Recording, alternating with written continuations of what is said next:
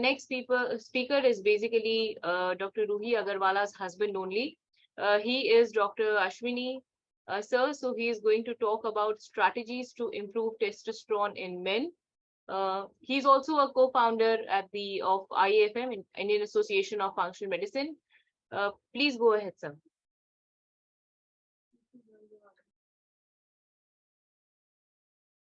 Hello. Can you hear me? Yes, I can hear you as well. Okay.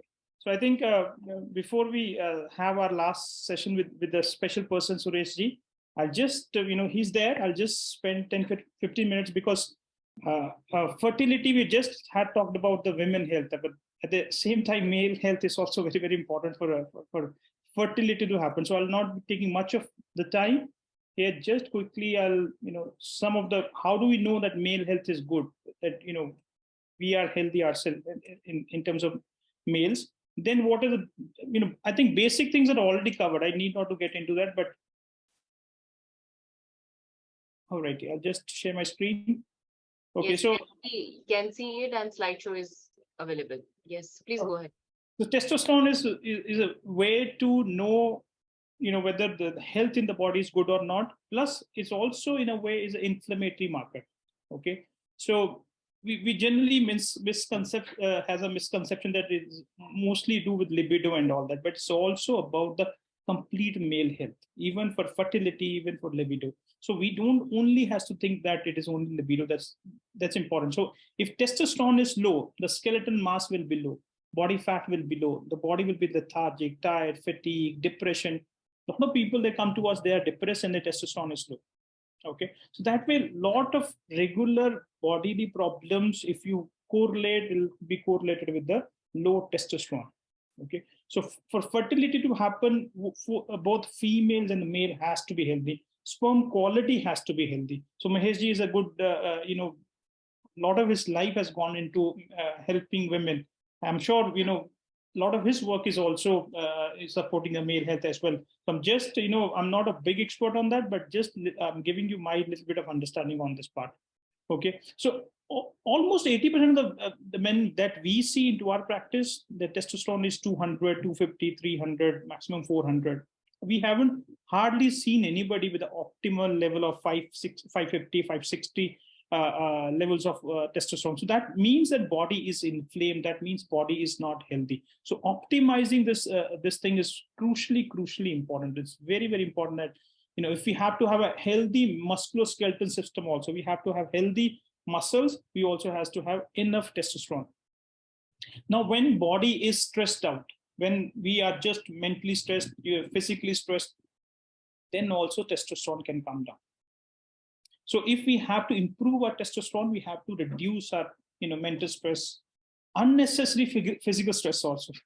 Sometimes we say physical stress is no problem. Sometimes physical stress also becomes a problem. So too much exercise can also become a problem. If we just, let's say we don't have enough energy, we don't have healthy mitochondria, we don't have enough muscles, and we, all of a sudden start doing a lot of, over exercise, that can become stress, that can cause high cortisol, that can lower down the testosterone. You see, balance is what is required. A lot of the people that we see, the males, they have a low grade pain. They always has a pain. Okay, back pain, this pain, that pain. They always has a center obesity. Okay, so if somebody is having a male having a low, low grade pain all the time, you need to check your testosterone. So in a way, testosterone can also be called as a inflammatory marker. If it is low, if it is high, it's good. Your inflammation is less. If it is low, then you should be careful. So stress definitely makes your testosterone go low, thereby decrease your ability to become more fertile. If fertility has to happen, both husband and wife has to be healthy. Both of them has to be healthy. Don't think that it's only a female matter. I am so healthy. It is not the case. If pregnancy has to happen, sperm quality has to be good. It's not just about sperm. It's also this sperms also has the vitality. So if body has the vitality, that means your testosterone is high. So if it is low, then sperm can have a low vitality as well. So semen has to have the vitality, so not along with the sperm quality. Now, there's a lot of data, lot of information that is also saying that if testosterone is low, that means body is inflamed. That means there'll be a lot of systemic effects, and one of that is blood sugars. So if somebody is low on testosterone, you can also suspect that probably if you're not diabetic, you will turn into diabetes. And if you improve your testosterone, not by injecting yourself with testosterone, but doing the regular things to improve the health, and as you improve your health, you improve your testosterone and you reduce your blood sugars. So that way. So now all the time people ask us, what is the right number? If they have to test, and how do they know whether they have enough or not? Then some study was done by group of researchers, and they have looked on various